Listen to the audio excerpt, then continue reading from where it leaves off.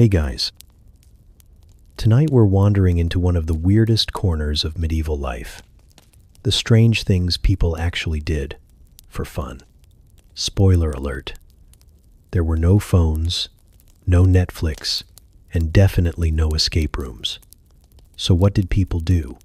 Well, they raced pigs, wrestled for cheese, and believed farting contests were a valid form of entertainment. It was a world where boredom met creativity in the most unpredictable ways. So, before you get too cozy, take a second to like the video and subscribe, but only if you genuinely enjoy this strange little corner of quiet storytelling. And drop a comment with where you're listening from and what time it is for you. It's strangely comforting to know who else is drifting off with us around the world. Now get comfortable, let the day melt away, and we'll drift back together into the quiet corners of the past. The sun rolled slowly over the hills like a lazy egg, spilling golden yolk across the damp rooftops of a village too old to remember its own name. Smoke curled from crooked chimneys, not in any real hurry, and the mud in the street squelched with the sort of noise that made you question your life choices if your bare foot landed in it. And somewhere in the distance, the rooster didn't crow.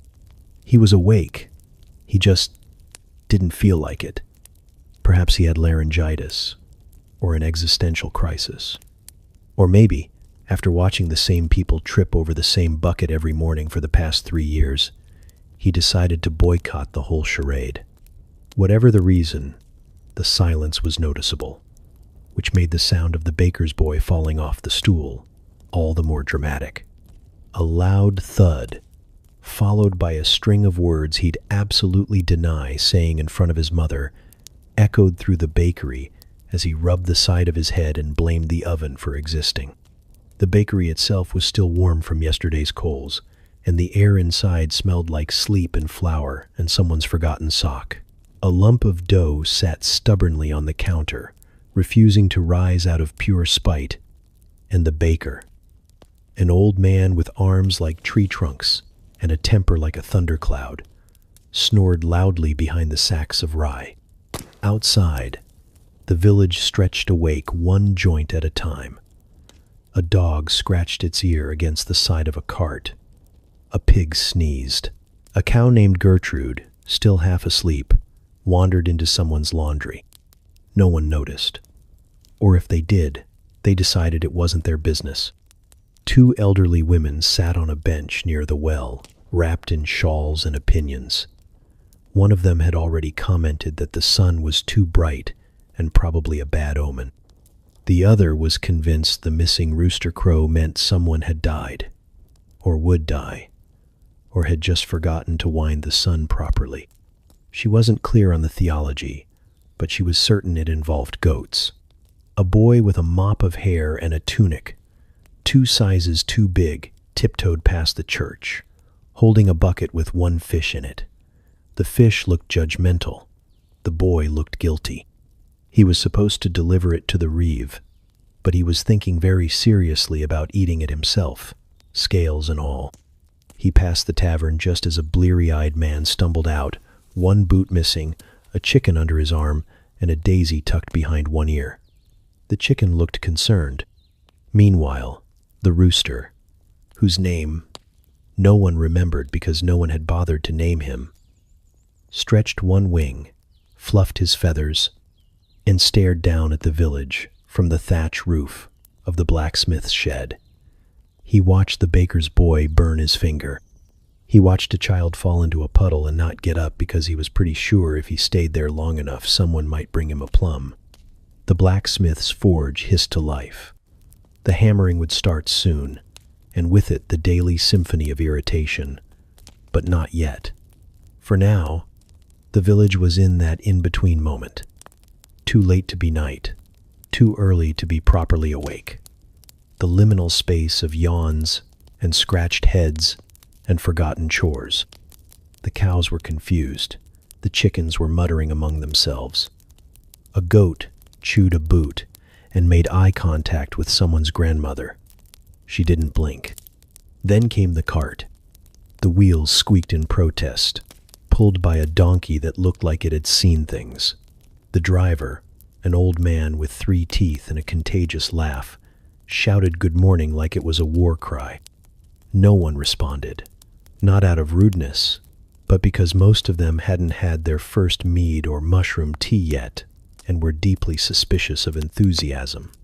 Finally, with a grunt and a flap of wings, the rooster let out a sound that could best be described as a sneeze trapped inside a yawn, followed by a suspicious silence and a deeply embarrassed shuffle on the roof tiles. A woman hanging laundry looked up and muttered, "About time," before snapping her sheet so hard it could have doubled as a flag. And just like that, the village surrendered to the day. Boots were pulled on, aprons tied, bread shoved into ovens. Children were yelled at to stop licking fence posts. Somewhere, a bell rang. Nobody knew why, but everyone assumed it meant something. The blacksmith began to curse rhythmically. The priest practiced his sermon with a stick and a sheep. The sheep disagreed with his theology. By the time the sun was fully up, the rooster had gone back to sleep. His job, as far as he was concerned, was done. He'd made a noise. People were moving. The world, however broken and ridiculous, was turning again. And if no one had quite noticed the exact moment the day began, that was fine. It wasn't the sort of place where things started cleanly. Here, mornings didn't arrive. They shuffled in, lost a boot in the mud, and hoped no one asked too many questions. The first true scent of morning wasn't the bread. It wasn't even the fire. It was the warm, wet slap of old porridge hitting a wooden bowl and the unmistakable tang of someone's breath who had not, by any stretch of the imagination, met a mint leaf in recent memory. In the corner of a crooked cottage, the hearth gave a grumble. Flames licked lazily at damp logs, protesting their workload, while a woman with one eyebrow and zero patience stirred a pot that looked suspiciously like it had never been emptied. The porridge inside bubbled with a resentful plop, thick enough to stand a spoon in, thin enough to slide off when no one was looking. Her husband, already shirtless and already sweating, sat hunched over a hunk of rye so dense it might qualify as a weapon in some kingdoms. He took a bite and paused halfway through chewing, not out of delight but calculation. Was this the same piece from yesterday, or had it been reincarnated from last week's loaf? Either way, it tasted like dust and commitment. Next door, a young girl was pouring reused ale into a cracked clay cup for her grandfather, who claimed it settled the stomach, despite strong evidence to the contrary. The cup itself had a chip shaped exactly like the bishop's nose, a fact the family mentioned often and laughed about never. Outside, more hearths began their morning chorus. Wood snapped. Metal clanged. Somewhere, someone screamed, "Not again!" And a chicken was launched gently out of a window. The rituals had begun. Hygiene in the village was more of a suggestion, a whisper, an idea one might consider if time allowed, and it usually didn't. A man stood shirtless by a water barrel, splashing his face with such ferocity you'd think he was trying to erase it. Another used the corner of a tunic that clearly belonged to someone else to wipe his nose. A woman scrubbed her armpits with a handful of moss and muttered something that may have been a prayer or a curse. Maybe both. Tooth care was creative. Some chewed sticks. Others rubbed ashes on their gums with their fingers. One bold soul insisted on using sour milk, claiming it scared the rot away. It also scared away conversation. In one home, a child with tangled hair attempted to tame it by licking his palm and smacking his curls into submission.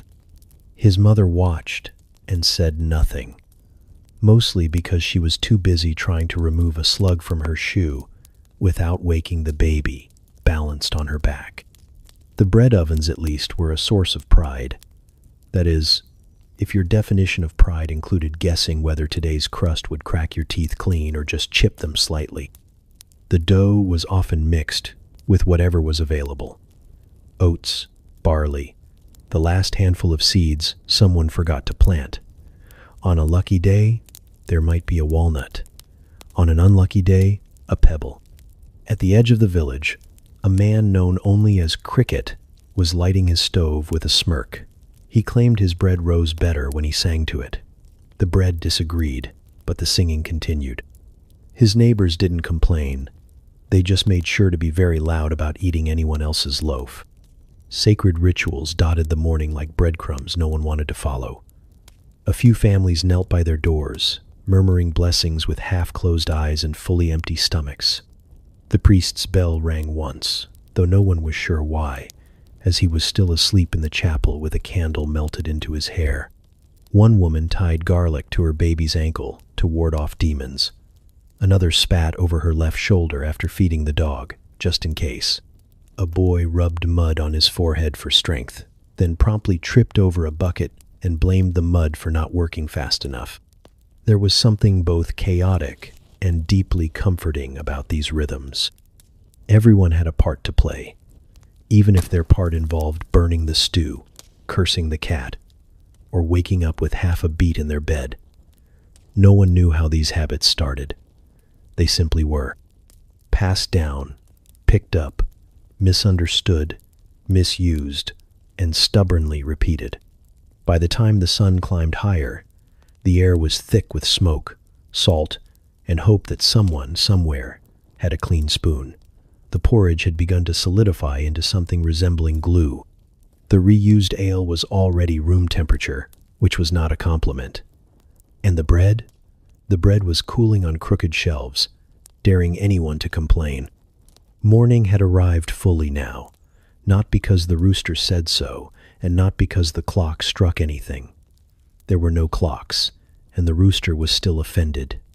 No, the day began when breath turned to chatter, and smoke rose from hearths, and people, despite everything, got on with the business of surviving.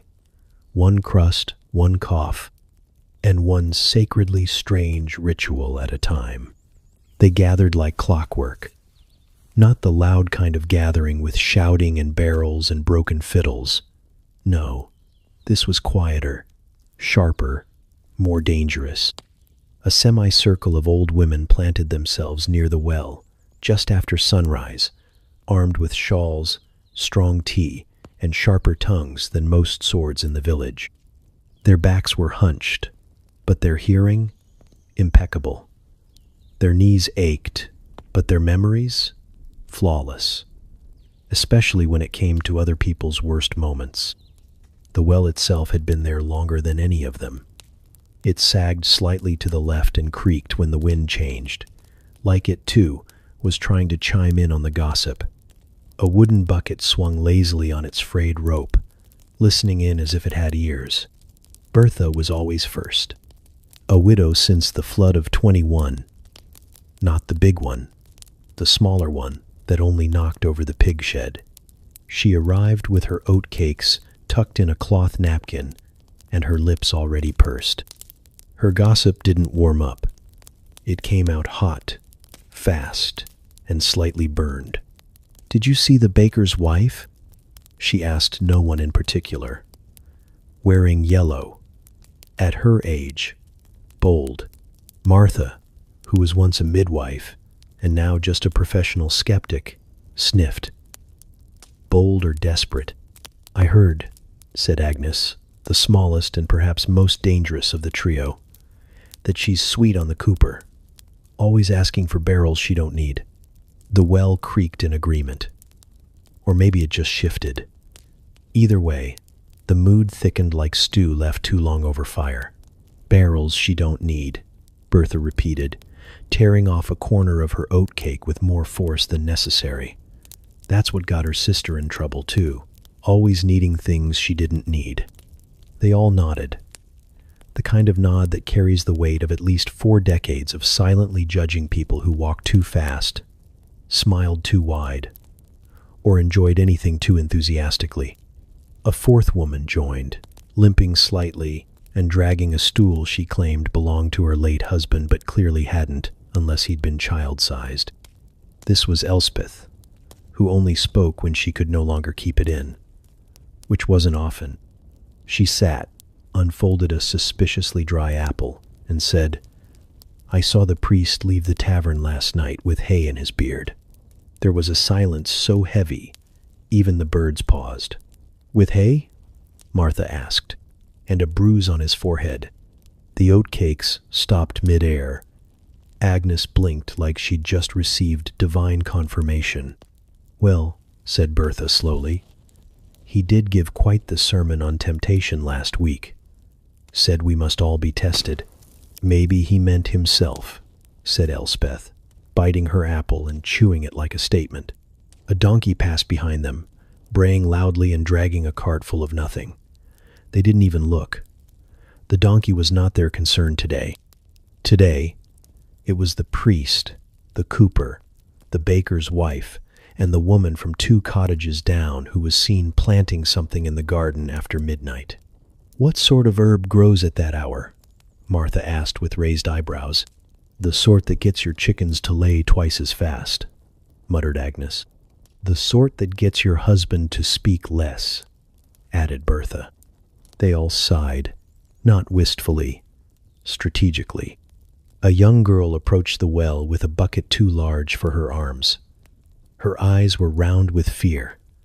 She greeted them with a quiet morning and reached for the rope. "Careful," Bertha warned. "That rope frays more every day."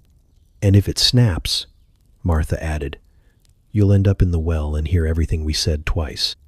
The girl nodded too quickly, nearly lost her grip on the crank, and retreated the moment the bucket hit the edge. She spilled half the water on her dress and didn't even look back. Agnes watched her go. "That one's too quiet. Quiet ones always marry wrong." Elspeth grunted. "Quiet ones listen too much, just like us."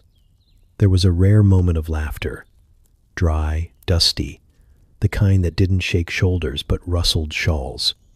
They rarely admitted it, but there was affection buried under the layers of judgment and oat crumbs. A kind of sisterhood formed not by love but by repetition, survival, and the shared understanding that everyone, eventually, gave them something to talk about. They moved on to pigs next. The big one near the churchyard had gotten loose again and eaten half a salter before someone chased it off with a broom. They debated whether that made the pig holy or blasphemous. Elspeth suggested it was both and that some men in the village weren't so different. More oatcakes were passed around, some dipped in tea. Others simply gnawed on for something to do. No one asked for recipes. They were all made with the same 3 ingredients anyway: oats, heat, and mild resentment.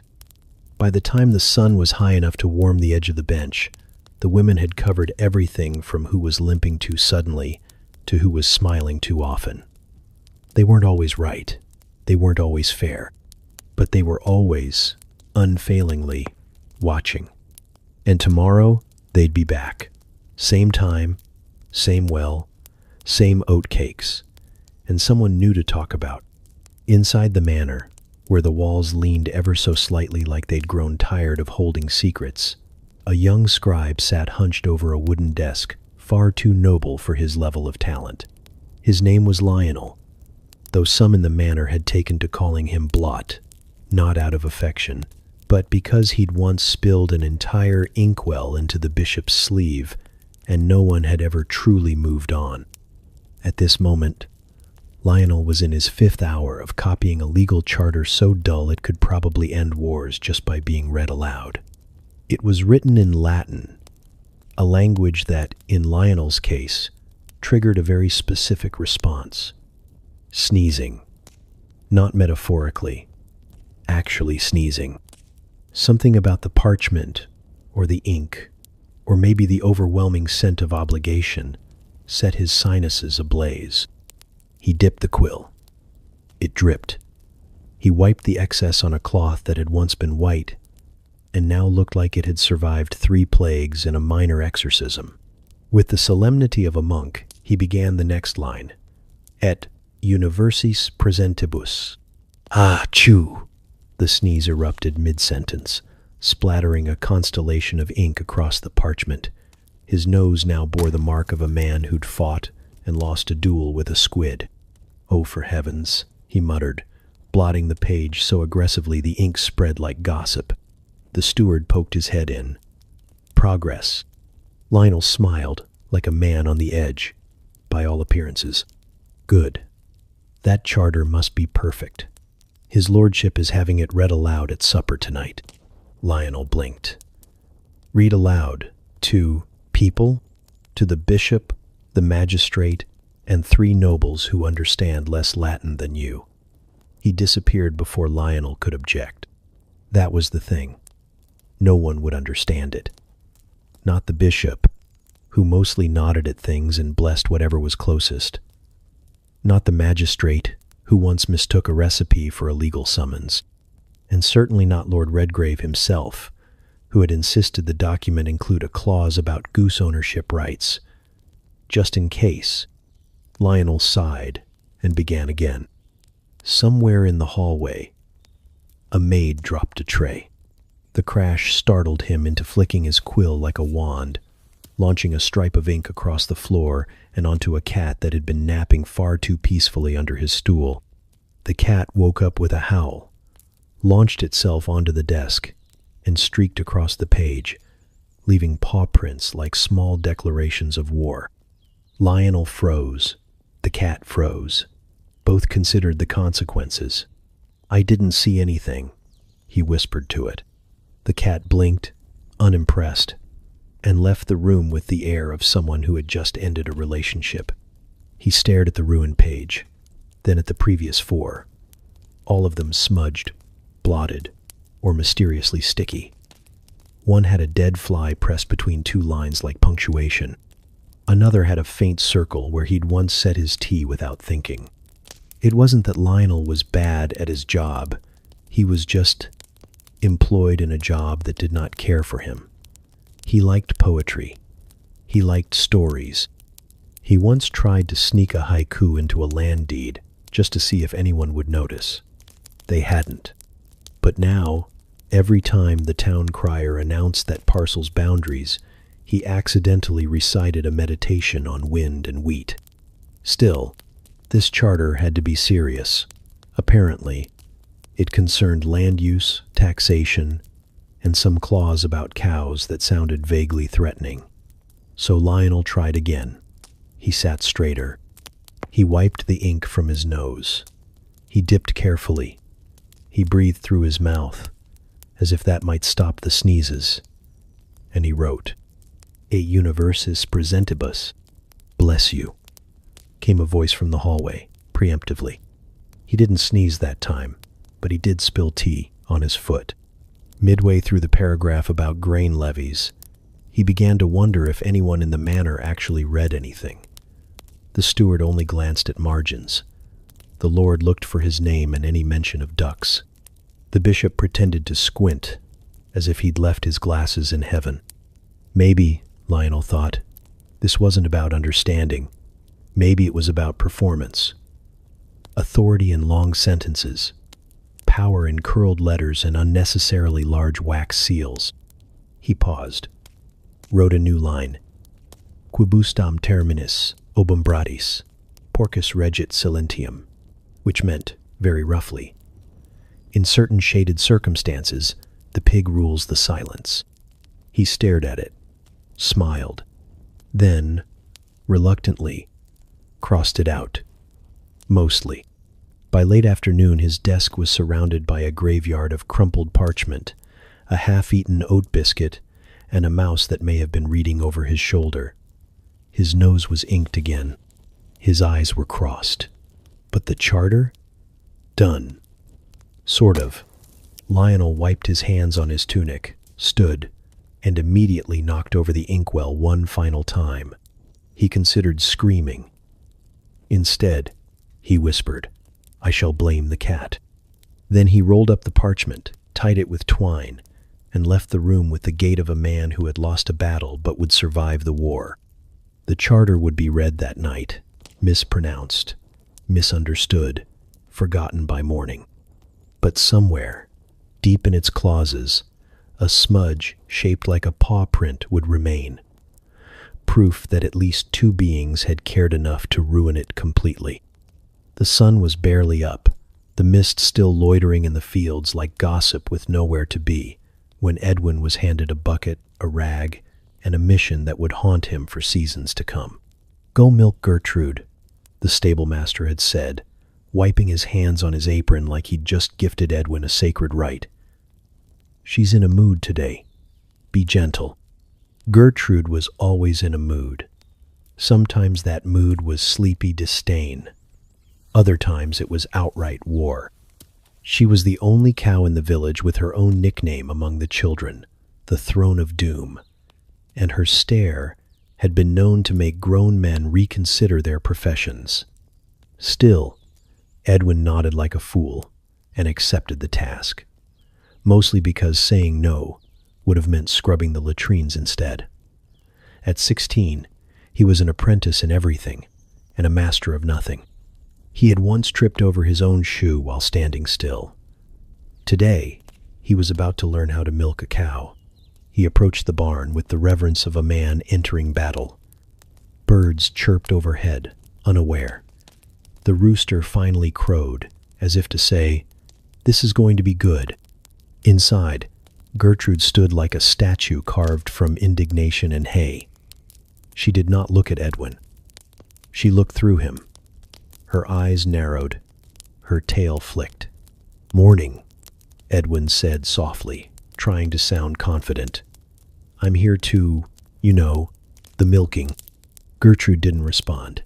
She shifted her weight slightly, which might have meant, "Come closer," or "Prepare to die." It was hard to tell. He placed the bucket gently beneath her, crouched on the stool that wobbled if you breathed too hard, and reached out with trembling hands. He had been told the technique. Thumb and forefinger, then the rest of the fingers, like squeezing a pouch of mead. But the udders felt like warm, twitchy balloons, and just touching them made him flinch. "Sorry," he whispered to Gertrude. Gertrude sneezed, directly onto his face. Edwin wiped his eyes and tried again. He gave one slow, cautious tug. Nothing. Another. Still nothing. He looked up, and Gertrude was chewing slowly, staring at him with a smirk that shouldn't have been possible on a bovine. "Please?" he asked. Somewhere in the distance, thunder rumbled. Or maybe it was the baker's cart. Either way, it felt ominous. He adjusted the bucket, tried a firmer grip, tugged once more. A single, pathetic squirt of milk hit the side of the pail, with a sound that mocked him. "Progress," he whispered. And then Gertrude moved. With a twist of her body that defied physics and modesty, she shifted her rear leg and delivered a precise, calculated kick that sent the bucket flying, knocked the stool sideways, and deposited Edwin directly into a pile of straw that smelled distinctly of past regrets. "All right," he gasped, sprawled out, staring at the beams above. "Not progress." Gertrude turned her head, snorted, resumed chewing. Edwin sat up, covered in milk, straw, and shame.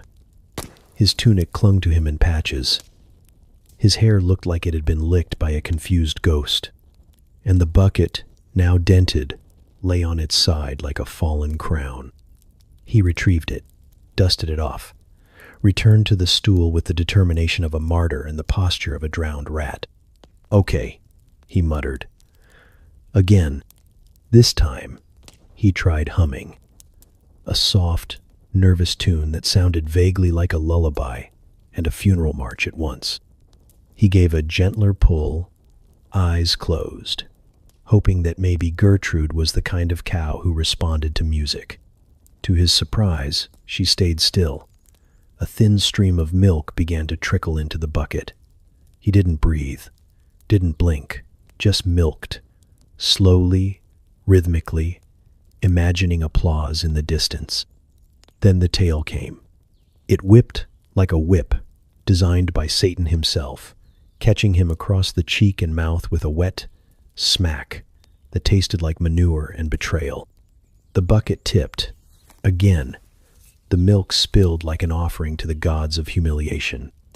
Gertrude let out a low, satisfied moo. By the time the stable master returned, Edwin was slumped against the barn door, defeated, his hands sore, his shirt stained, and his expression one of quiet trauma. "Well?" the stable master asked, arms crossed. Edwin looked up. "She gave me something. Milk. Mostly contempt." The man chuckled, then glanced at the cow. "She only respects two people, the priest and the old widow who feeds her honey oats on Thursdays. Everyone else is just a target." Gertrude snorted in agreement. Edwin stood, handed over the dented bucket, and wiped his hands on what was left of his dignity. He wouldn't say he learned how to milk a cow that day, but he did learn how not to, which, in most villages, counted for something. And Gertrude? She stood regal and unbothered, queen of the barn, guardian of udders, watching the boy retreat with her tail swishing in slow, victorious arcs. The sun hadn't climbed too far when the village children were released into the fields with what the adults generously referred to as important work. Important in the sense that it kept them out of the bakery, away from the priest, and preferably far from anything breakable. They were told to gather weeds from the edge of the barley rows. They were also told to not hit each other with shovels, not climb the scarecrow again, and not pretend to die in front of travelers. These requests were understood, but not remembered. A dozen or so children spilled into the fields, like noisy birds, armed with small shovels, baskets, and the kind of energy that made goats nervous. Their clothes were patched, their shoes uneven, and their priorities very clear. Dig something up, throw it, and if possible, fall down dramatically afterward. Thomas, age 9, and already missing 2 front teeth from unrelated incidents, declared himself commander of dirt, and immediately appointed a council made up of whichever children hadn't run away when he started shouting. His first decree was to form a shovel brigade. You dig, you duck, and if you get hit, you scream, he said proudly, gripping his own shovel like a knight holding a very flat sword. Marigold, the oldest at nearly 12 and far too intelligent for her environment, rolled her eyes so hard it nearly counted as a full-body exercise. She was supposed to be supervising. Instead, she found herself ducking as a rotten turnip flew past her ear. "That was a warning shot," yelled a boy named Pip, who was never entirely sure what he was warning anyone about. The battle began soon after.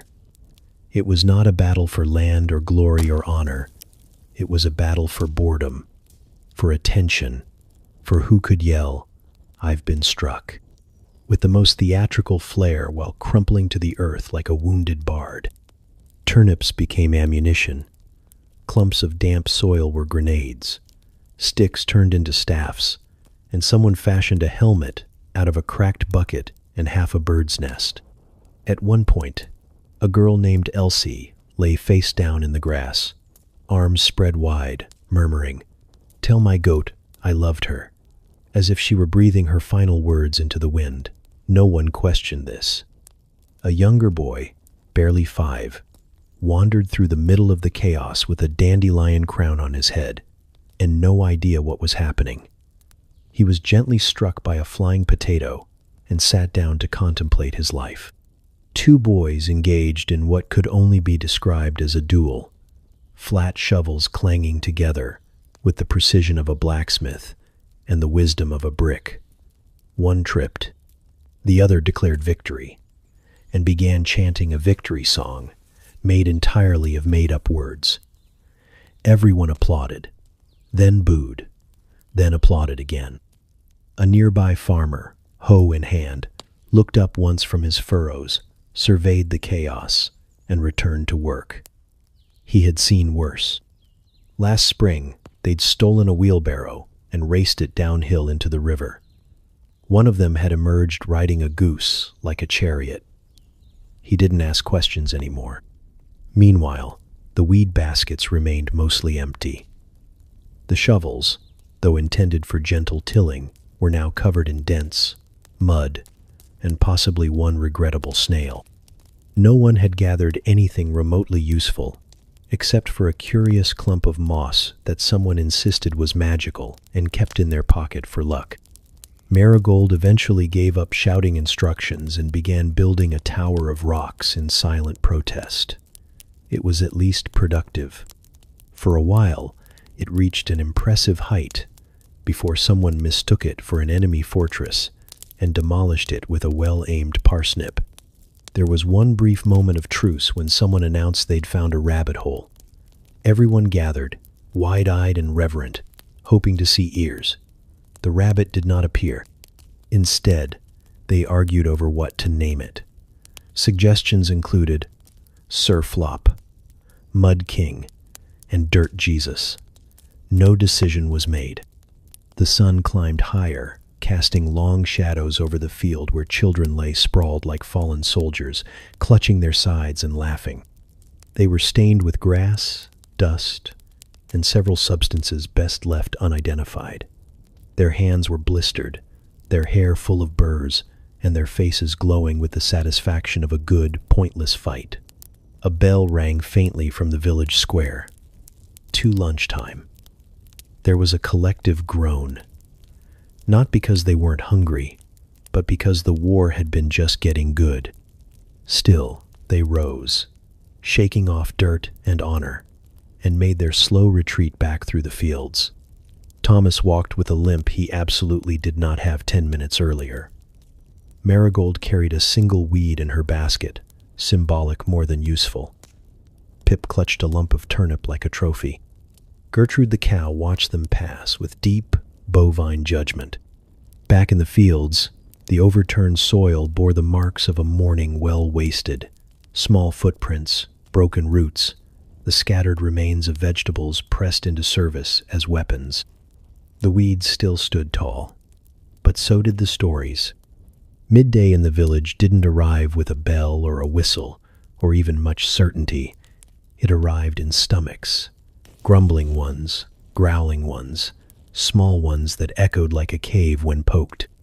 It arrived in the way a man wiped sweat from his brow and looked toward the sun, hoping it was late enough to justify chewing something, anything, even if it had bark in it.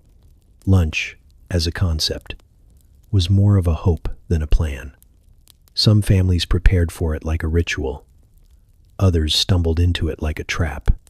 And many, especially the children, simply accepted that it would be whatever you could catch, steal, find, or chew fast enough that no one could question it. In the bakery, what little bread remained from the morning was crusted, hard, and slightly warm, if you held it under your armpit long enough. The baker's apprentice gnawed on a slice while pretending to sweep. It tasted like flour, smoke, and apology. Out in the pasture, 3 boys argued over the last scoop of stew in a wooden bowl.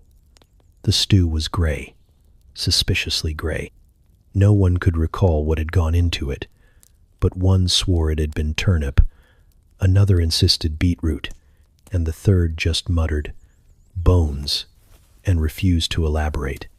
They decided the only fair way to settle it was a race to the nearest tree and back. The winner choked it down while the others watched in a mix of envy and concern. By the well, an old woman unwrapped a cloth and revealed a hunk of cheese so aged it had developed a personality. It smelled like foot and defiance. She cut it with a knife that had seen better centuries, popped a piece in her mouth and declared it tangy, which was generous. A dog sat nearby, hopeful. She offered it a crumb. The dog sniffed it, then left. A little girl with dirt on her chin and daisies in her hair tugged a radish from someone else's garden. She looked both ways, then bit it in half. It was peppery, sharp, and deliciously forbidden. She wiped her mouth with her sleeve, stashed the other half in her pocket for later, and skipped away like a criminal with no regrets. The tavern naturally had food, if you could pay, which most couldn't. But the tavern keeper's son had a soft spot for sob stories and wide eyes. He slipped 2 boiled eggs and a piece of stale pie to a passing widow who claimed she hadn't eaten since Tuesday. It was Thursday. She winked as she walked away. Some meals were more creative.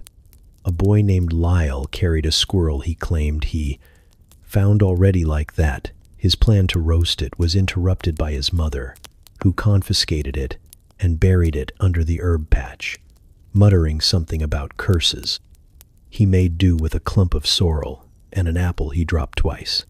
Near the church steps, 2 girls took turns licking honey off a twig. They'd found it near the beekeeper's fence and claimed it had just fallen off. It hadn't, but they were fast, and the beekeeper was old, and so the honey belonged to fate now.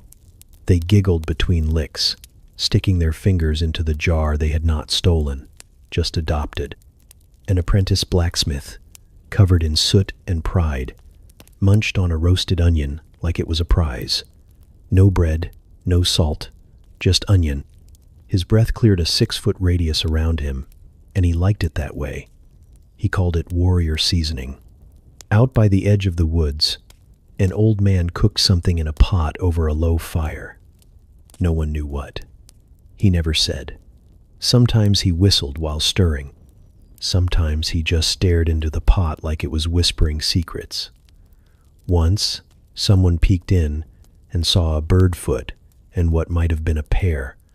No one asked twice.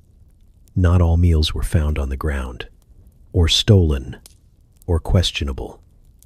In one cottage, a mother handed out slices of oatcake and boiled carrots, calling each child by name like they were noble guests. The food wasn't much, but the children beamed like royalty. One boy even bowed before biting his carrot. She curtsied in return. By mid-meal, the air was filled with the sounds of chewing, slurping, spitting, and one faint argument over who had licked which cheese first. It was not elegant, it was not clean, but it was lunch. A man on the road stopped for a handful of roasted barley from a pouch on his belt. It tasted like burnt earth, but he didn't complain. Another traveler gnawed on a heel of bread he'd been saving since the last village. He offered a bite to his mule, who declined. The children who had nothing played a game with a walnut shell and 2 pebbles, pretending it was a feast. One of them mimed drinking soup. Another declared her rock was too spicy. They all agreed it was the best lunch they'd never had. Eventually, bellies quieted. Crumbs settled in corners. Lips were wiped. Teeth were picked.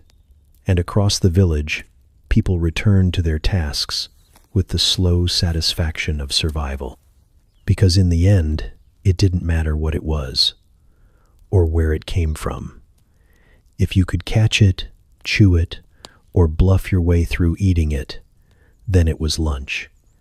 And that was enough. The shoemaker's cottage sat crooked near the edge of the square. A squat little place with one shutter permanently askew, and a front step that creaked in protest whenever anyone walked on it, especially the shoemaker himself, who was known for having the heaviest, slowest footsteps in the entire village. Some said it was because he walked on purpose, some said it was the shoes, and others said it was simply the weight of a man carrying years of quiet rebellion in his arches.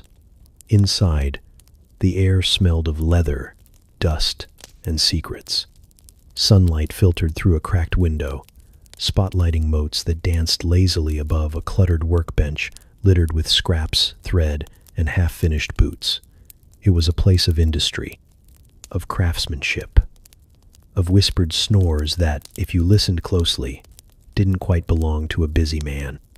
Because the cobbler was not stitching, or hammering, or measuring, at least, not in any way that produced footwear. He was curled under the bench. Shoes surrounded him like tiny, mismatched guards. A boot with a hole in the heel. A slipper missing its twin. A sandal with a buckle so rusted it had become a philosophical question. The cobbler lay on his side, hat tipped low, mouth slightly open, one hand tucked under his cheek as if he'd slipped into childhood mid-task. His chest rose and fell in the kind of slow, deliberate rhythm that suggested a man very much not awake and very much not bothered about it. If you asked him, if you knocked or coughed or stepped inside loudly enough to wake the floorboards, he would insist he was measuring souls. Sometimes, if he was feeling poetic, he'd say he was conversing with the leather. Once, after a particularly long doze, he claimed he'd been meditating on arches. Everyone let him have that one. The truth was far simpler. He was tired. And the bench, cramped as it was, had become a kind of sanctuary. In his dreams, he was always eating. Mutton pies, mostly. Thick, hot ones with flaky crusts and gravy that defied logic. Sometimes there were potatoes.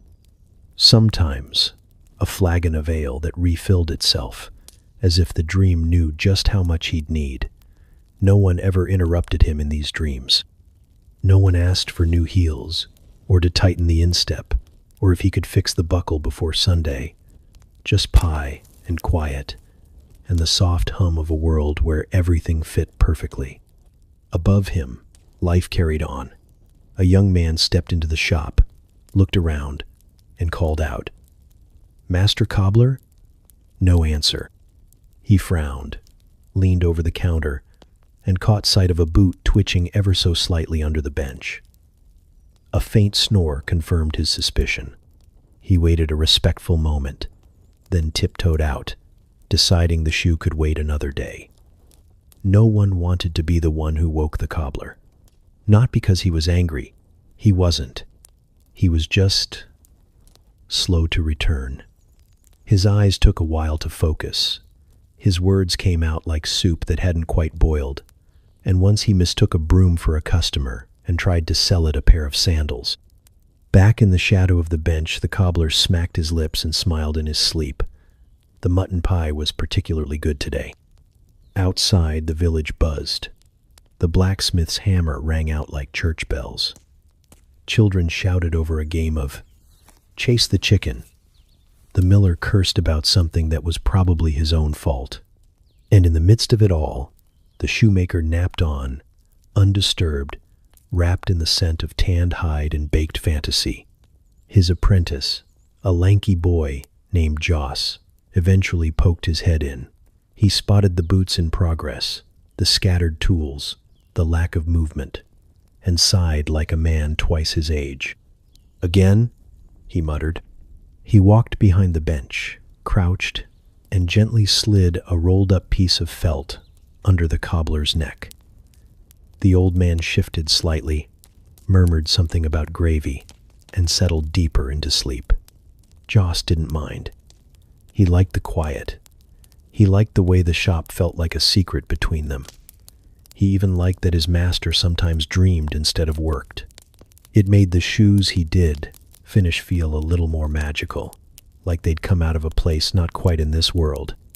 Back under the bench, the cobbler's fingers twitched. Maybe he was tying an imaginary shoelace. Maybe he was reaching for another bite of pie. No one would know. A spider wandered across his boot, paused, and thought better of it. The snoring grew softer. The light shifted. Time passed the way it always did in the village. Unhurried, full of corners. Eventually, he'd wake up. He'd stretch, smack his lips, pretend he'd been checking a seam.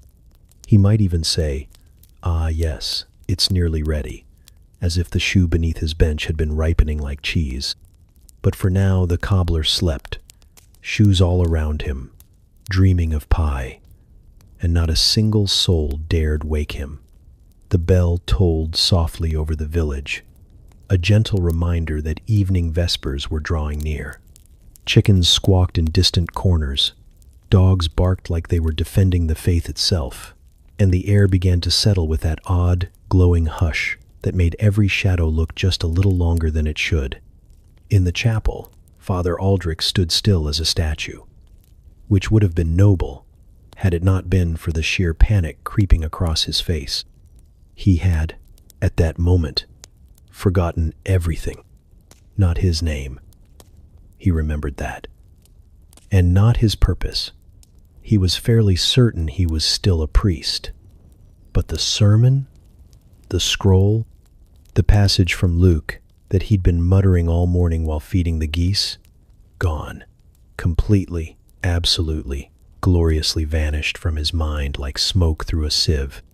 He glanced around the sacristy, which resembled less a holy preparation room and more the inside of a cupboard that had given up.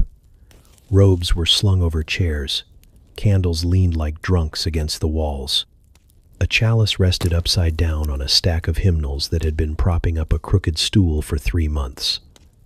Somewhere, a mouse scurried with the kind of confidence only divine proximity could afford. "All right," Father Aldrich muttered to himself, lifting papers, lifting books, lifting a crust of bread that had somehow turned into a theological hazard. "Where did I had it this morning." He checked under the table, behind the altar, in the cabinet where he once accidentally locked a vestment for Lent and didn't remember until Pentecost. The scripture was not there. Then he noticed something else. Something colder. He looked down. No shoes. His feet, pale and slightly alarmed by the stone floor, blinked back at him as if to say, "Good sir, why are we naked in God's house?"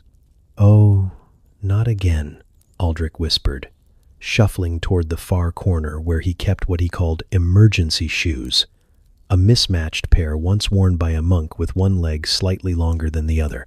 He slid them on with the resignation of a man who knew both fashion and symmetry were sacrifices made long ago, in service to a higher calling. Outside, the village was already gathering. The baker's wife stood chatting with the apothecary, likely about yeast or sin. A handful of children were throwing pebbles at the chapel door in what they claimed was a game and not low-grade heresy. And somewhere near the steps, old man Trigg had fallen asleep against a barrel and would probably stay there until someone tripped over him in the dark. Father Aldrich wiped his forehead. "Vespers," he muttered. "Evening vespers. That means light, hope, repentance, shoes." He blinked. No, he had shoes now. Wrong thread. He grabbed the nearest Bible, flipped through it like he was looking for a recipe, and landed on something vaguely familiar. Loaves, fishes. Yes, he'd make it about abundance, about trusting the process, about how, even when things seem lost, something greater finds its way. Perfect, he thought, symbolic, relevant, vaguely edible. As he straightened his robe and tucked the candle wax stains into a fold no one would see, he muttered a short prayer, not to remember the sermon, but to survive it. His memory had never been strong. Once, he'd accidentally read a marriage blessing over a baptism. The baby didn't mind. The couple left confused but oddly hopeful. He stepped out of the sacristy and into the soft amber light of the chapel. The villagers turned, their faces sleepy and warm and expectant. He smiled at them, the way a man smiles when he's just remembered his fly is down and there's nothing to be done about it now.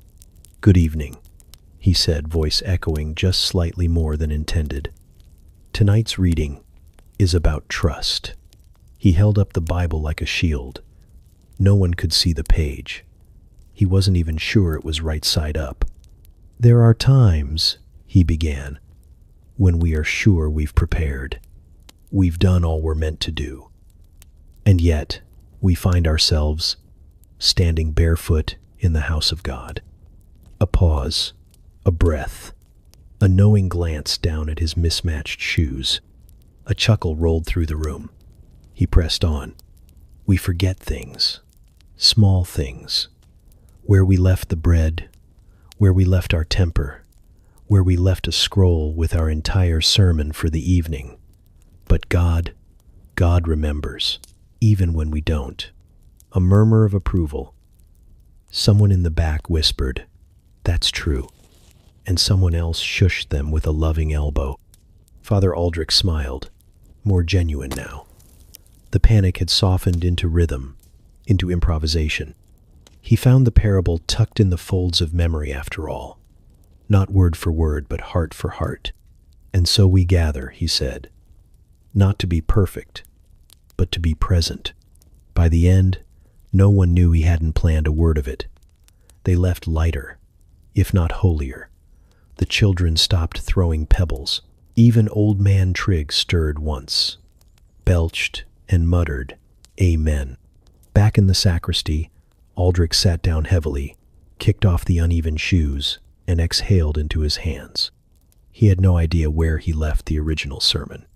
But as he leaned back and closed his eyes, a dream of mutton pies floated through his thoughts.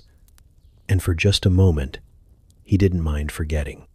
In the beet field just beyond the village, where the soil clung to your boots like it had abandonment issues, love, or something wobbling in that direction, was happening. Her name was Anwen. His name was Tom. They were both 17 and bad at everything except pretending not to like each other. The sun was high, the beets were stubborn, and the silence between them was thick enough to cut with a scythe. Tom was supposed to be working.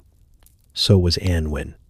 The village had declared this part of the field communal, which meant everyone took turns pretending to care about beet harvesting while mostly chatting and arguing over who got the biggest roots. Today, Tom and Anwen had been paired together by the gods, or more likely by Marigold, who knew exactly what she was doing. They worked side by side, quietly, sort of. Tom cleared his throat. "Some of these beets are quite round today," he said. Anwen looked up, beet in hand, dirt on her nose. "Yes, very beet-like," he nodded. "This one looks like my uncle's head. Is that a compliment?" "No." She smiled anyway. A bird chirped in the distance, possibly laughing. Tom wiped his hands on his tunic, which only made them more stained. He tried again. "I saved you a good one," he said, holding up a beet with a lopsided grin carved faintly into its skin. "Looks like it's smiling." Anwen took it, held it, gave it a serious look. "It does, but in a slightly evil way. Like your sister." Anwen gasped. "Take that back." "I won't." She tossed a clump of soil at his boot. He dramatically fell backward into the soft earth, arms spread like he'd been struck by a lightning beat. She laughed, too loudly.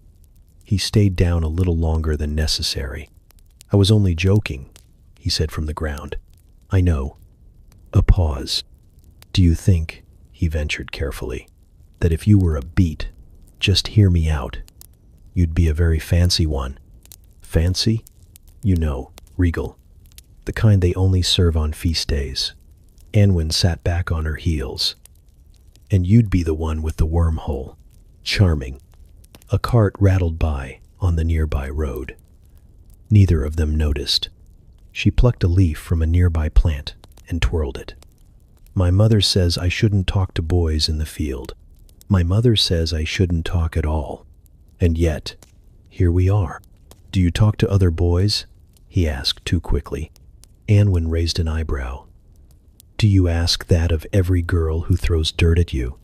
"No, just the ones who catch my eye while elbow, deep in tubers." She flushed, not visibly, but in the way she blinked a little slower and looked away like she suddenly remembered how interesting dirt could be. "I don't talk to many boys," she said after a moment. "Most of them don't say anything worth hearing." Tom tried not to smile so big it scared the birds. "I once wrote a poem," he offered, "about turnips." Anwen lit up. "Recite it." "It's terrible. All the best ones are." He sat up, wiped his hands, and with all the dignity of a farmer knight, he cleared his throat. "O turnip stout and pale and round, thy leaves like hats upon the ground. Thy flesh is firm, thy spirit true. But still, I'd rather look at you." He looked at her. She blinked, then snorted. then laughed, until she had to hide her face in her apron.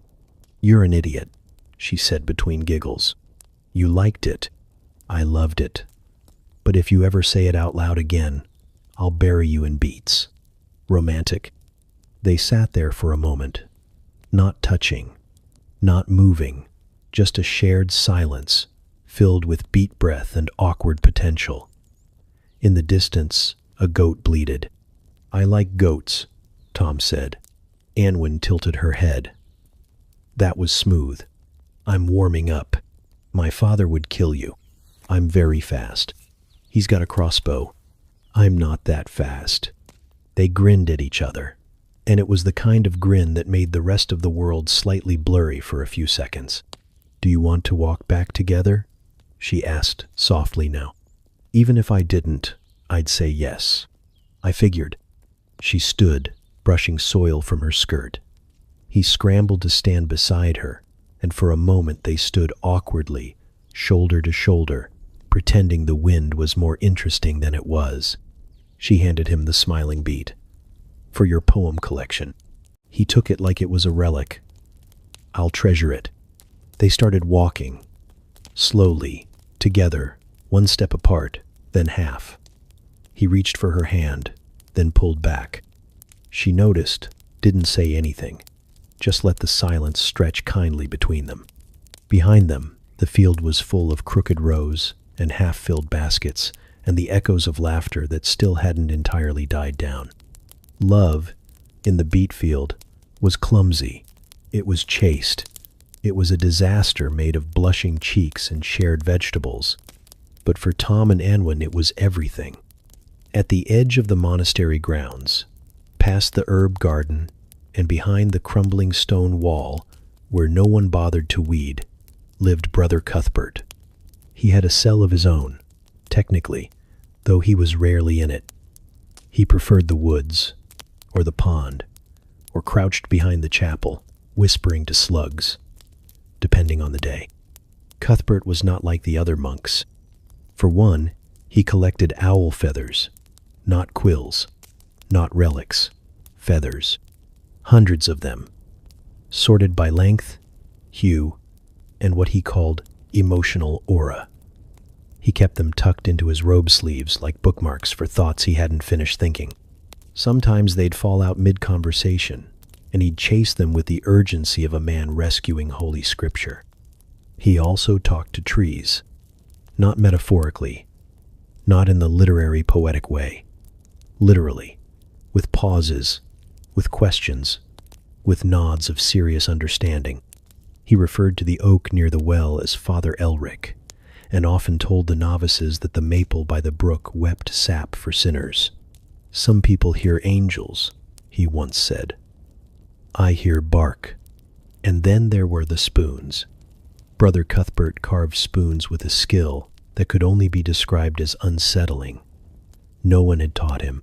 One day, he picked up a crooked twig, muttered something about hidden shape, and by sunset had produced a ladle so elegant the abbot refused to use it for fear of spiritual offense. Every spoon was different. Some had handles shaped like spirals, others like bird beaks. One had the faint face of a woman etched into its bowl, and no one could look at it too long without feeling like they owed her an apology. The kitchen had dozens, yet the cook insisted on using only one. The rest were for show, or possibly for defense, depending on her mood. No one really knew where Cuthbert had come from. He arrived one misty morning with a satchel of moss, 3 acorns, and a carved badger he claimed could smell sin. The abbot, having once spent 6 hours chasing a goose through the cloister, decided he had no grounds to turn anyone away, and welcomed him. Since then, Cuthbert had become both a curiosity and a legend. Novices whispered that he once healed a pigeon with just his breath. Others said he'd been struck by lightning twice and thanked the sky both times. A few insisted he kept a journal written entirely in bird footprints. When asked, he only smiled and said, "Some truths are feathered." The villagers regarded him with a blend of reverence and alarm.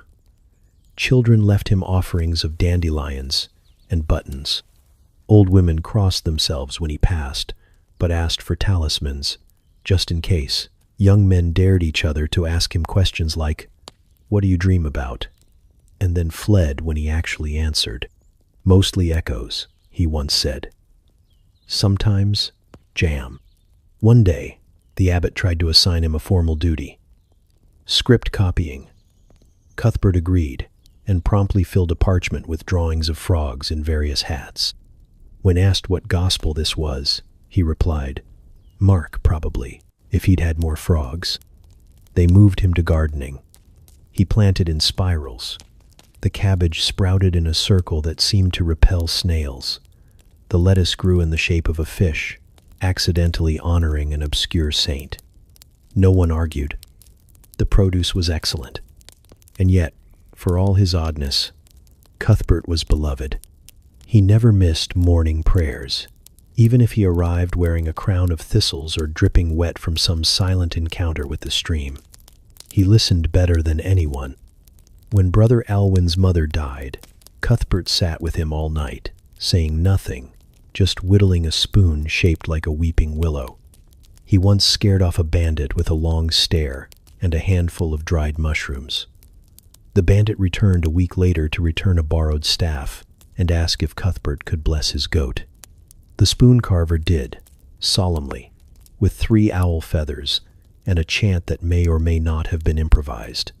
The goat was never the same, in a good way. At meals he rarely spoke, but when he did, it was always something no one expected. "The moon is a borrowed tooth," he said once, mid-pottage. No one asked what he meant. They just nodded. It felt true. Sometimes, in the dead of night, he could be seen dancing barefoot behind the chapel. Slowly, gracefully, arms outstretched like he was listening to a hymn only the dirt could sing.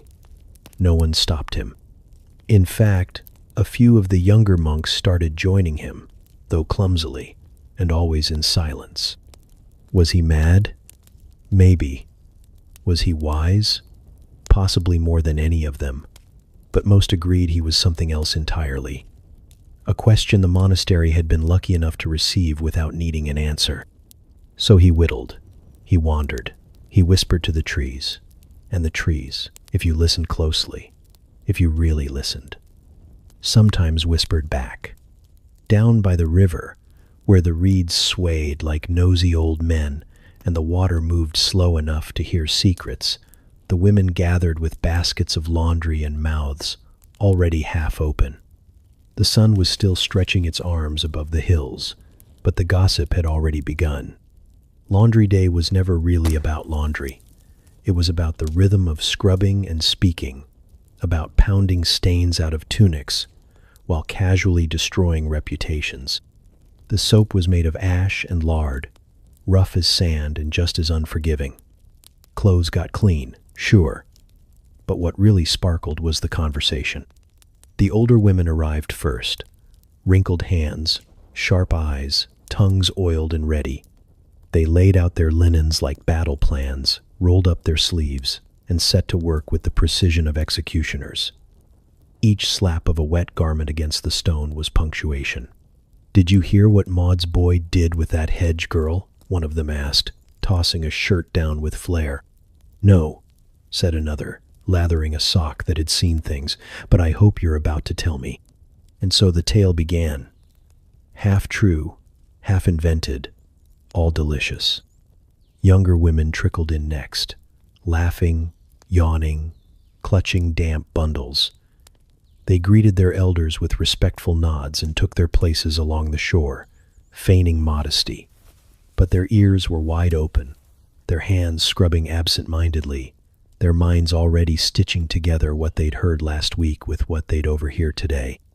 Somewhere down the line, a girl named Brenna dropped a tunic into the river by accident.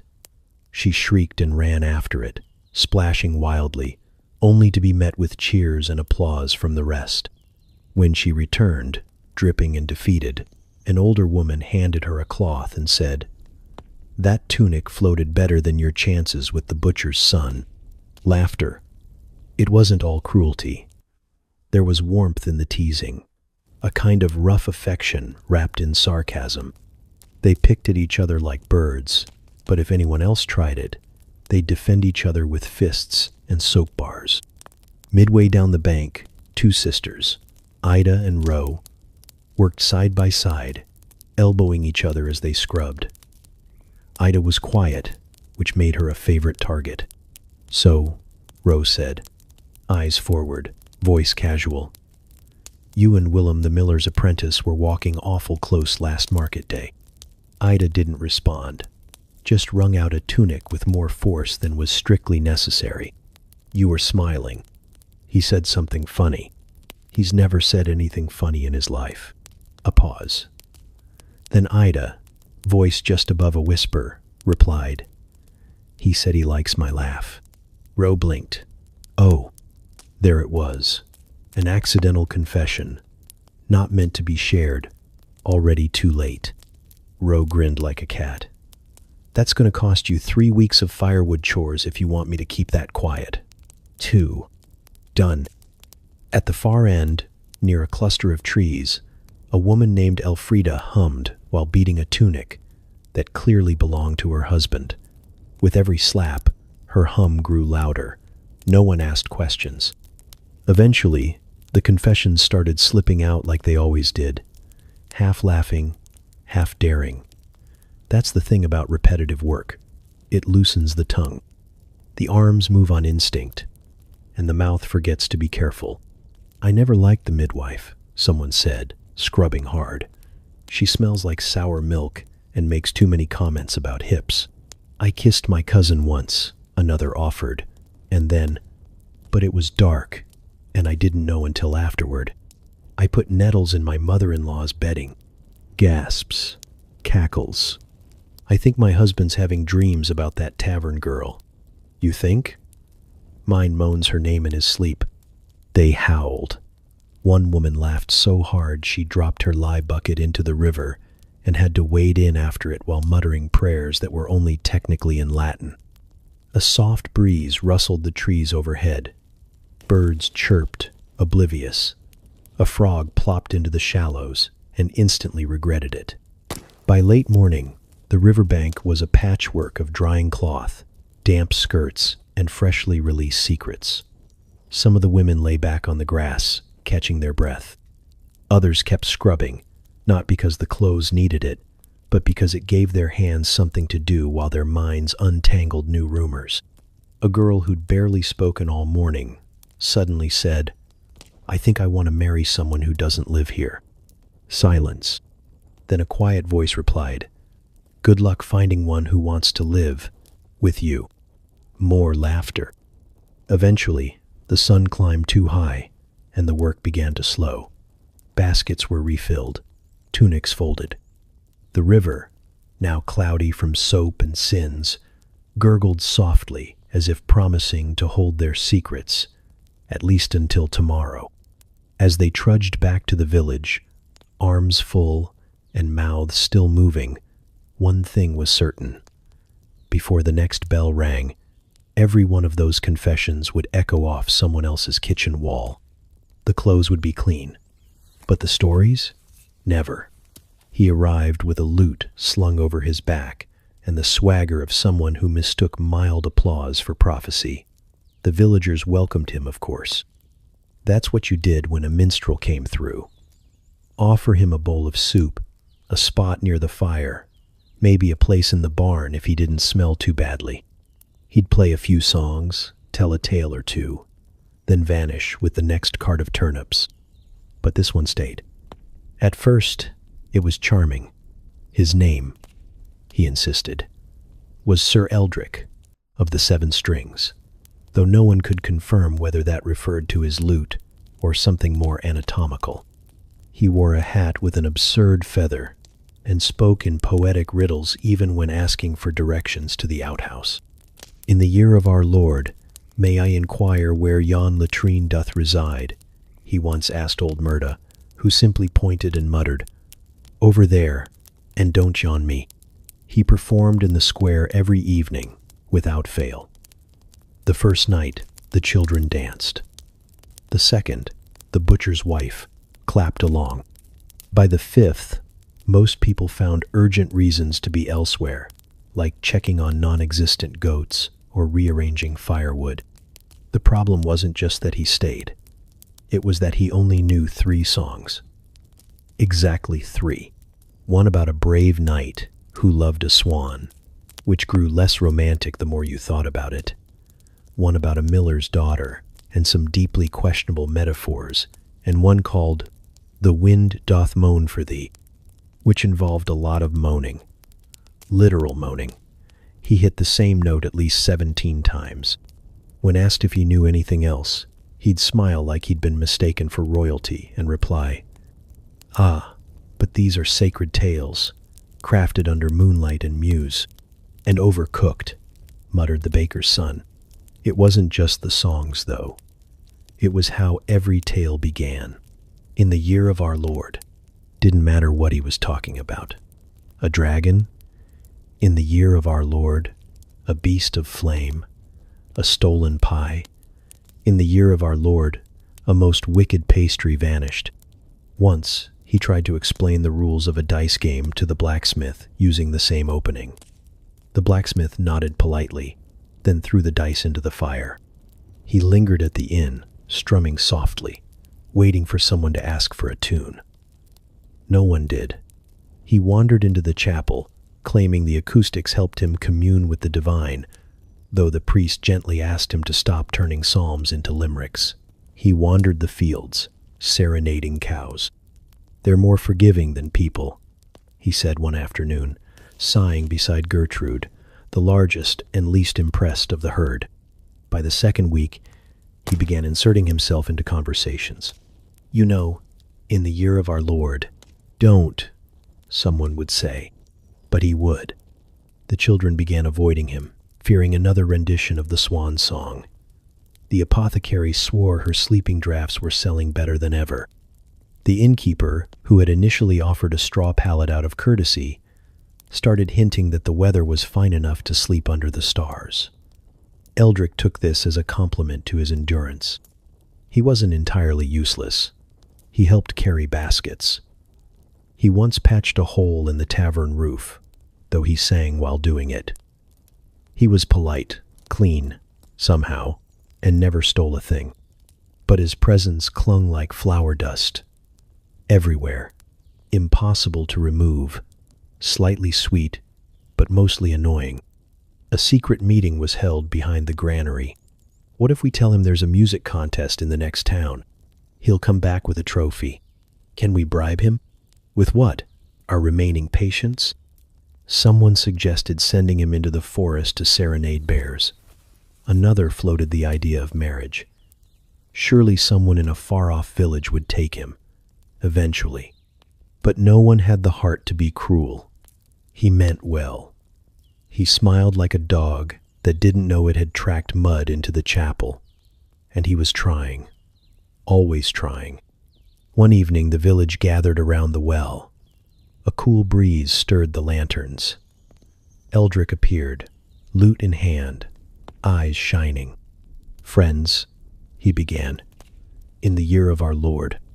Groans. Audible groans. "I shall perform a new piece."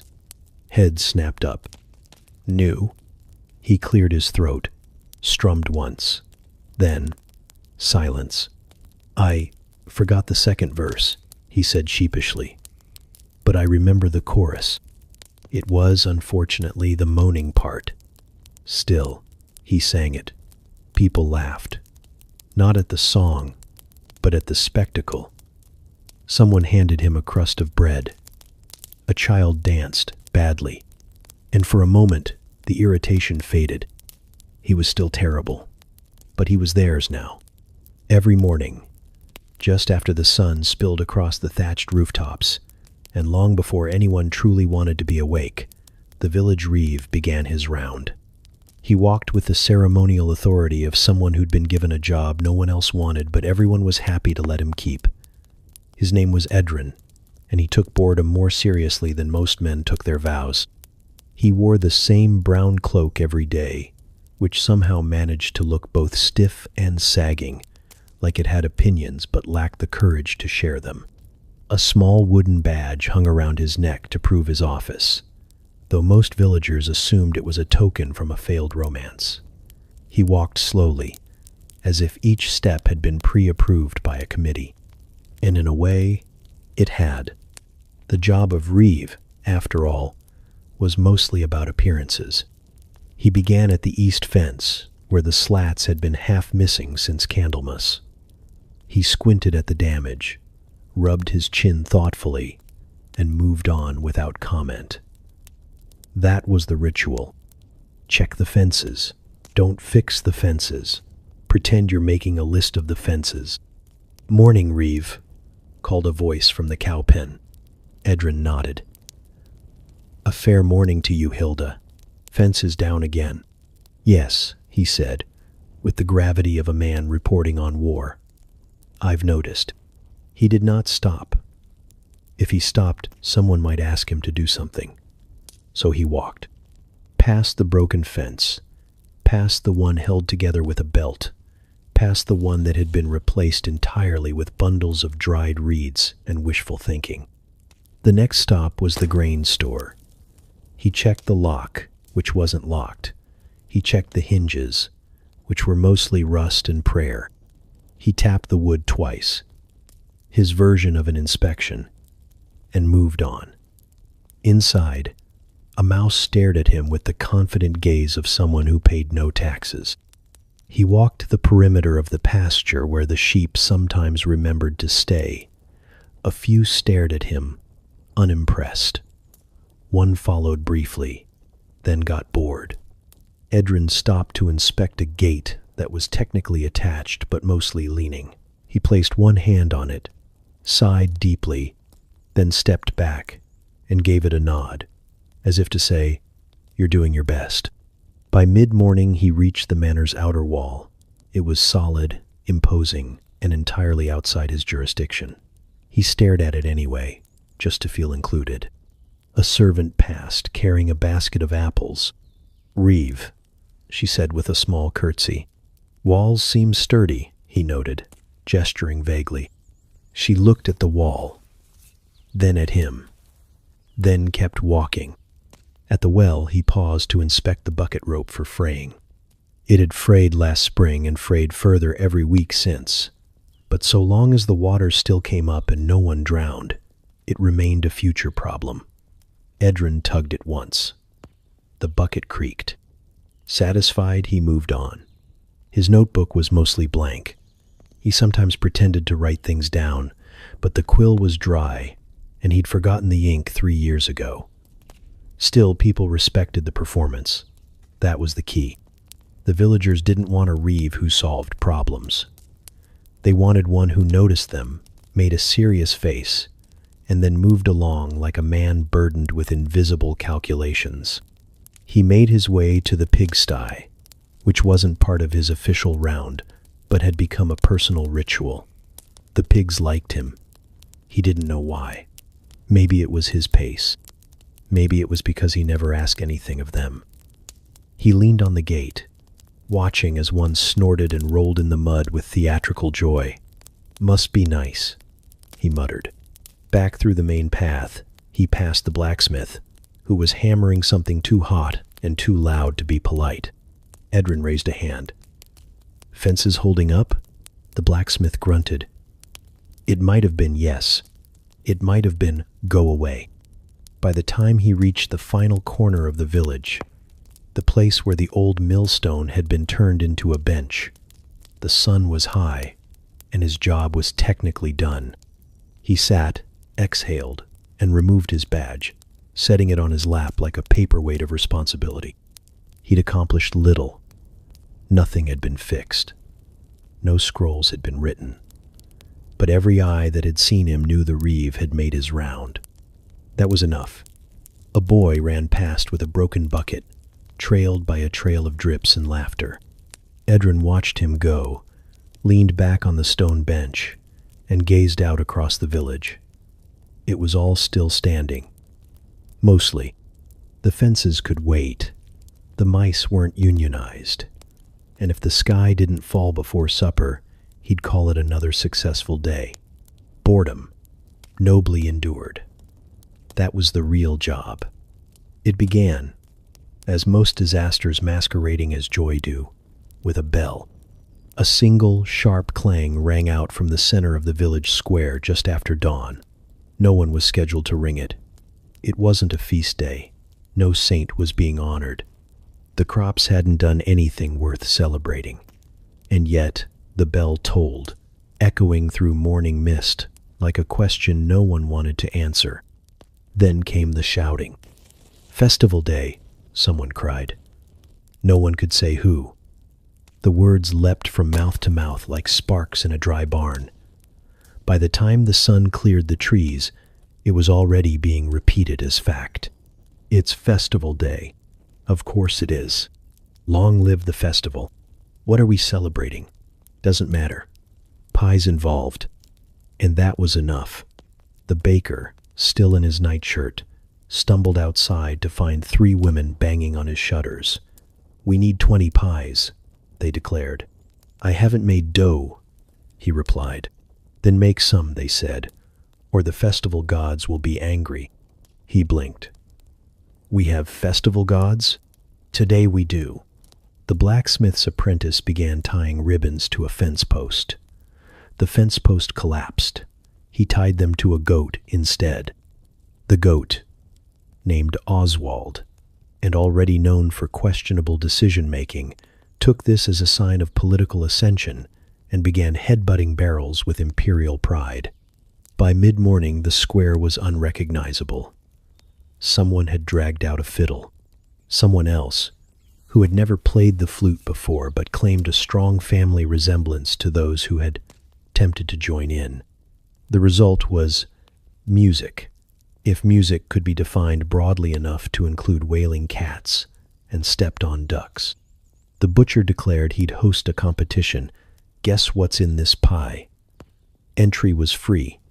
Regret was not.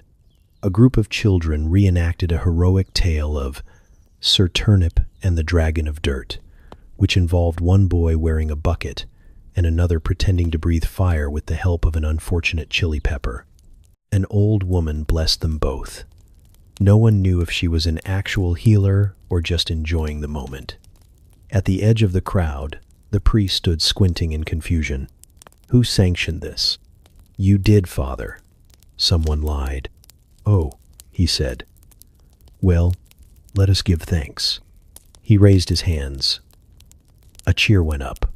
The cheer had nothing to do with him. It was because the goat had just stolen someone's hat and was wearing it with undeniable style. Banners appeared, though no one could recall owning banners. One was clearly a bedsheet. Another had suspiciously familiar embroidery from someone's Sunday tunic. But hung high and flapping in the breeze, they looked official enough to convince even the skeptics. There was dancing. There was tripping disguised as dancing. There was something that could only be described as enthusiastic flailing from the reeve, who insisted he was performing a traditional harvest jig from his youth. The crowd politely avoided eye contact while giving him space. The pies, when they emerged, were diverse in both content and structural integrity. One was definitely just mashed beans inside a bread bowl. Another may have contained fish or soap. It was hard to tell. Everyone agreed to smile while chewing. The ale flowed early, too early. By noon, the blacksmith was serenading a pig. The pig, to its credit, seemed charmed. By 1 o'clock, 2 arguments had broken out over whether this was a real holiday or just an elaborate prank. By 2, both parties were drunk enough to agree that it didn't matter. "Should we do this every year?" someone shouted. "Yes," someone else replied. "Especially the pies." "No, not the pies," shouted a third, mouth still full. Children raced in circles. A man juggled 3 onions and then sneezed himself into unconsciousness. The goat climbed the hay cart and attempted a speech. No one understood it, but the applause was thunderous. As afternoon settled into its lazier phase, the square became a sea of napping bodies and crumpled paper crowns. The fiddler had broken 2 strings. The flute had been lost in a barrel. Someone passed around honey cakes that were mostly just honey with regrets. The priest eventually sat beside the baker, both men sipping from the same jug. "What are we celebrating again?" the baker asked. "Unity," said the priest, squinting into the sun. "Or chaos?" "Maybe both. It's not a real holiday, is it?" "Is any of them?" The priest shrugged. "People remembered joy. That seems worth ringing a bell over." They clinked cups. Somewhere, the goat fell off the hay cart. By nightfall, torches flickered, songs stumbled, and the air grew thick with contented confusion. No one remembered who rang the bell. No one knew if it would happen again. But for one odd, inexplicable day, the village had celebrated something no one could name.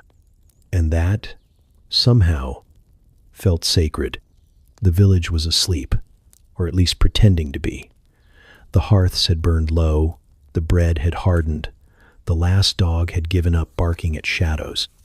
But out in the meadow beyond the last fence post, the one that leaned like it had given up trying, something was happening. It always started the same. A whisper passed from mouth to mouth after supper, slipped between bites of stew and sips of weak ale. "They're going to the meadow tonight." No one said who. No one needed to. The meadow, flat and moon-soaked, was where young villagers went when they had things to say that couldn't survive the daylight. Things like, "I think I love you," or "We shouldn't have done that," or "What if we just ran away and became candle merchants?" The moon tonight was full and nosy, hanging fat over the treetops like it wanted a front row seat. Crickets chirped with gossiping rhythm. The air smelled of grass, wood smoke, and nerves.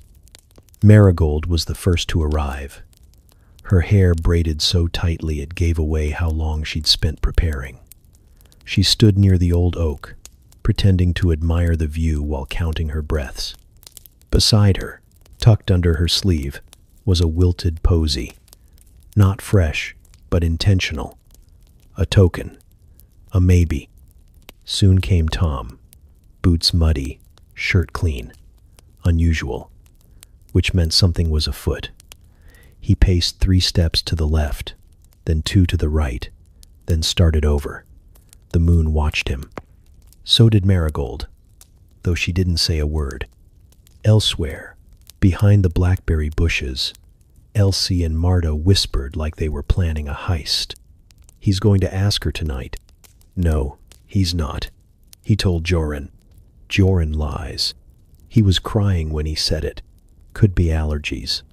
The 2 girls paused to watch a pair stumbling over the hilltop, hands clasped awkwardly like they hadn't decided if it was romantic or a negotiation. Down by the riverbank, someone was singing, badly. Someone else hushed them. A 3rd person started clapping to the beat. The village night was alive with potential disasters. Then came the first proposal. It wasn't dramatic, just a boy kneeling in a puddle, offering a bent ring and a shaky sentence. "I know I've got nothing, but maybe we could have nothing together." The girl blinked, said nothing, then kissed him hard enough to startle a nearby owl. He forgot how to stand. She forgot how to breathe. Not far off, someone else tried the same, but fumbled. Do you want to? If I built a hut, would?" She stared at him. "That's your pitch?" He wilted. "There'd be goats."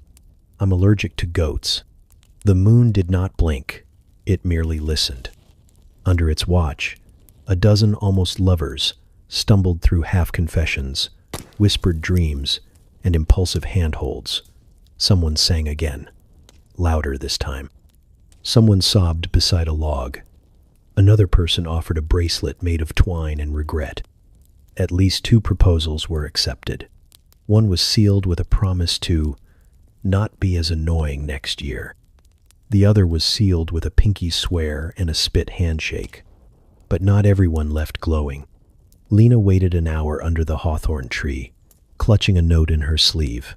He never came. She burned the note with a flint and walked home barefoot, wiping her eyes like they were just adjusting to the moonlight. Gareth proposed to the wrong girl by mistake. In the dark, cloaks look awfully similar. She laughed until she cried. He cried until he laughed. They both agreed to pretend it never happened. Two boys stood side by side in silence for 20 minutes. One eventually said, "Well, good night." The other nodded. Both stayed 5 more minutes, just in case. The priest's daughter, who wasn't supposed to be there at all, kissed someone behind the old millstone and immediately whispered, "I think I've made a terrible mistake." He replied, "I think I've made a great one." The goat was there too somehow, wearing a garland, possibly betrothed. By the time the stars began to fade and the horizon hinted at gray, the meadow looked like the aftermath of a very emotional harvest. Bits of ribbon, forgotten shoes, a crushed flower crown.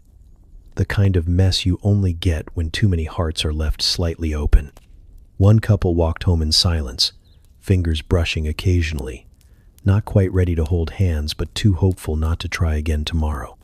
One boy ran, just ran, for no reason except that he'd said something stupid, and the only way to outpace shame was with feet. And somewhere, alone beneath the tree, Marigold still stood. Tom had never come over. She waited until the sky turned pale, then dropped the posy, turned around, and walked home with a dignity that cracked only once when she tripped on a root. By morning, no one would speak of it. Not directly, but glances would linger.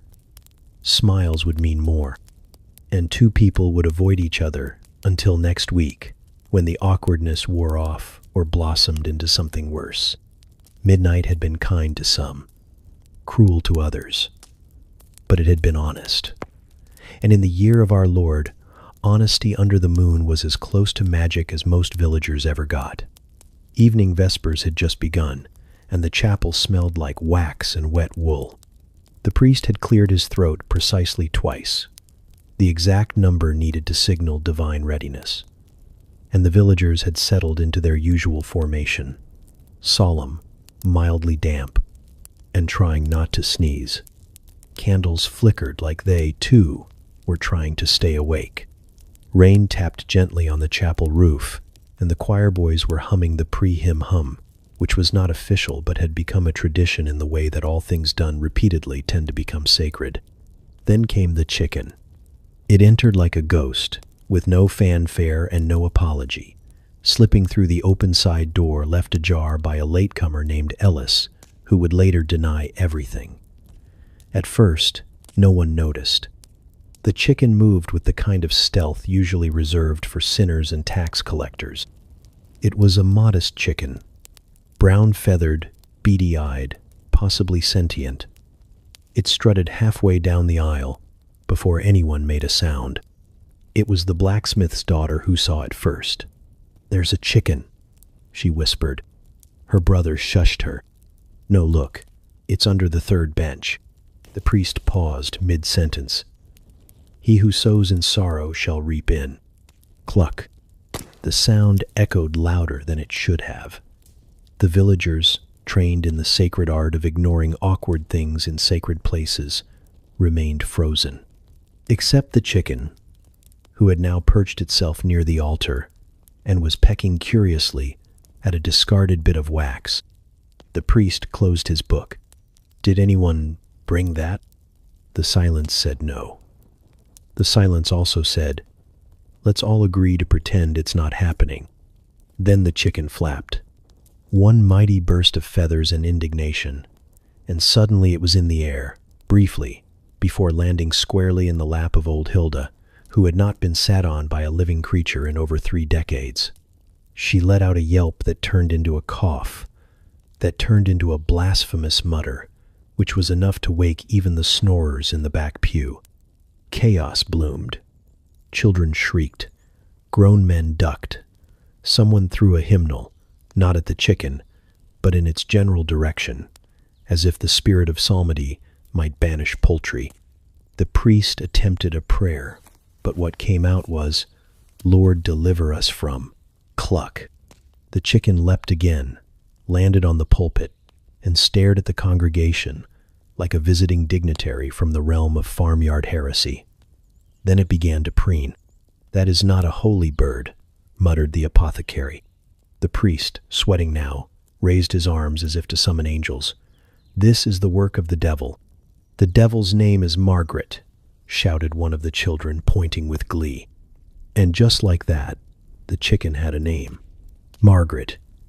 Strutted to the edge of the pulpit, clucked once, then hopped down and made for the baptismal font. "She's going for the water," someone cried. "She seeks redemption," someone else offered. At this point, the chapel was split into 3 factions. Those trying to catch Margaret, those trying not to laugh, and those who had accepted this as part of the liturgy and were humming softly to themselves. The priest was not among the amused. He chased Margaret with a ceremonial candle, shouting something about unclean spirits and poultry in sacred spaces. The candle went out. Margaret escaped. The children cheered. The baker's wife tried to trap her using her shawl. The shawl got torn. Margaret escaped again. Eventually, it was the youngest choir boy. Small, quiet, and mostly ignored, who simply crouched and held out a piece of bread. Margaret approached, slowly, suspiciously, then took the bread. He scooped her up, arms full of feathers and triumph, and held her like a relic. The congregation applauded. The priest tried to restore order. "Ahem. Let us return to prayer," he said, adjusting his robes in pride. Margaret was carried out with great ceremony, as if she were a visiting saint being respectfully exiled. Evening prayers resumed, shakier than before. Every few minutes someone would stifle a giggle. The blacksmith's wife wiped tears from her cheeks. The reeve swore he'd seen a sign. The priest pretended not to see the feather, still floating gently near the altar. After the final amen, people filed out quietly, as if nothing unusual had occurred. Except for the children. They clustered near the steps, whispering to each other. "She's our chicken now," one declared. "She's chosen. Margaret the Holy. Margaret the Terrible." They couldn't agree on her title, but they did agree she should live in the shed behind the chapel and be fed every Wednesday. No one asked the priest permission. That night, the village slept with the vague, amused satisfaction of people who had witnessed something both ridiculous and vaguely divine. The stars above twinkled like candlelight, and somewhere behind the chapel, Margaret nestled into a pile of straw, unaware that she had achieved accidental sainthood. And in the village's collective memory, long after the candles had burned out and the hymnals had been repaired, this night would be known simply as the time Margaret invaded the chapel, and everything got just a little more holy. By the time the last chores were done and the wind had curled its fingers through the thatched rooftops, the villagers began to gather. Not by invitation, never that formal, but by instinct, as if the crackling hearth sent out a silent summons to all souls within earshot. One by one, they slipped inside the great hall beside the tavern, where the fire burned steady and the benches were just soft enough to tolerate for an hour or two.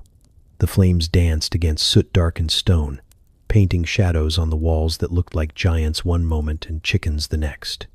The room smelled of smoke, damp wool, old onions, and the faintest trace of mead. A pot hung over the fire, bubbling something that claimed to be soup, though it was mostly memories and a single carrot floating like a survivor.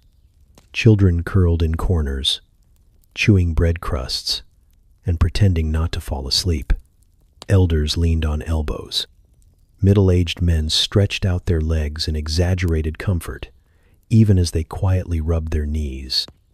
Women passed around a cloth of boiled chestnuts and made quiet bets about how long it would take before someone mentioned dragons.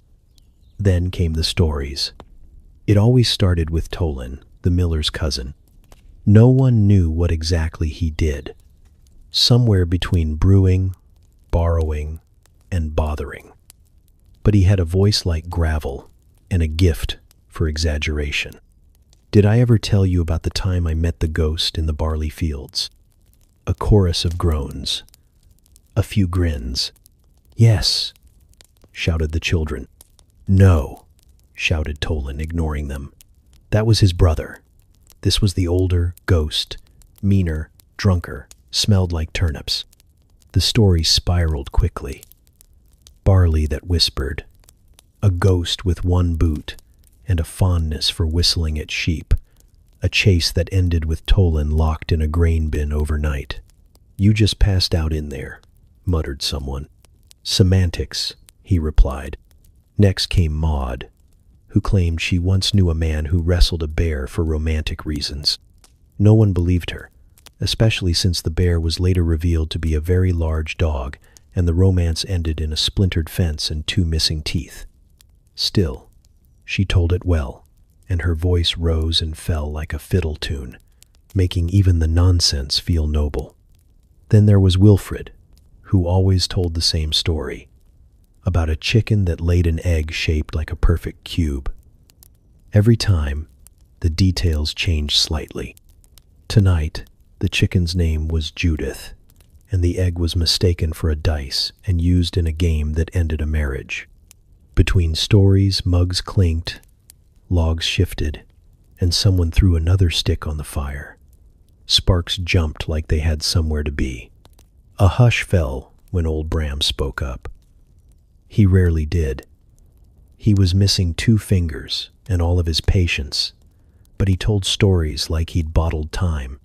This one's true, he said, which was how you knew it absolutely wasn't. He told of a knight who had no horse, only a very determined goat named Cyril. The knight rode Cyril into battle, or tried to, and the goat responded by eating part of his armor. They never made it past the village gate. But somehow, Bram spun it into a tale of destiny, betrayal, and goat-based prophecy. By the end, people were wiping tears from their eyes, some from laughter, others from sheer confusion. The fire snapped louder, as if laughing too. Children now dozed, heads on laps, breaths slow and deep. One boy dreamed with his eyes open, staring into the flames like they might tell a story back. Outside, the wind howled just once, a reminder that the world beyond the hearth was wide and cold and uncaring. But in here, the walls held steady, the laughter held longer. Rilla told a tale of a man who sneezed so hard it dislodged a tooth and changed the outcome of a local election. Someone else added a bit about a woman who claimed to hear bees in her bread, which turned out to be true, and the bread had to be exorcised. I once saw a duck walk into the tavern, quack 3 times, and leave. Was it a real duck? Define real. The stories blurred into one another, like watercolors left in the rain.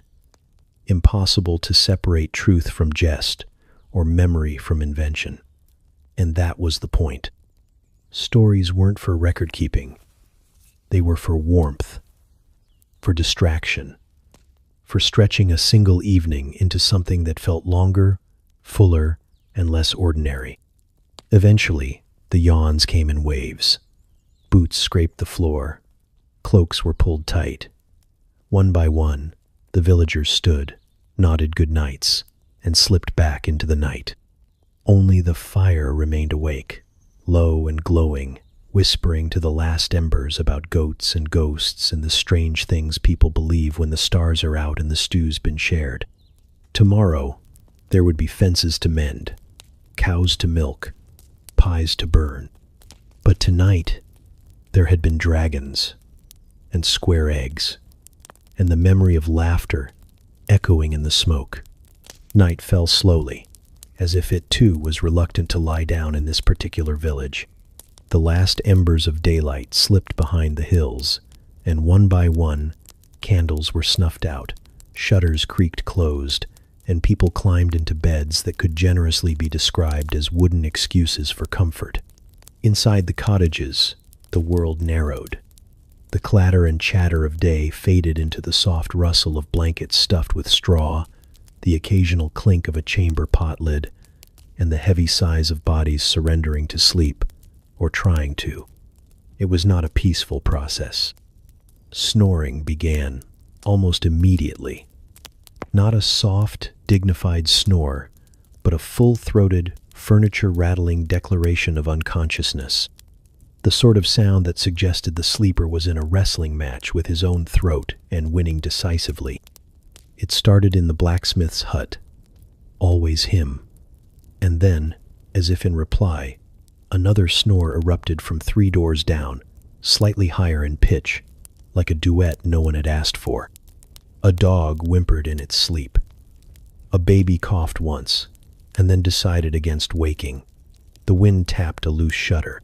Somewhere, someone muttered, "Turn over, you old donkey," and received a grunt in response, followed by a loud, wet-sounding fart.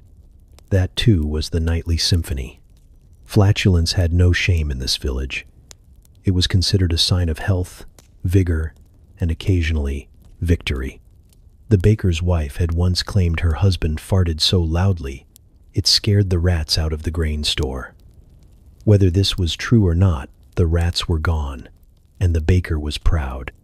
Tonight, the gas was especially sociable.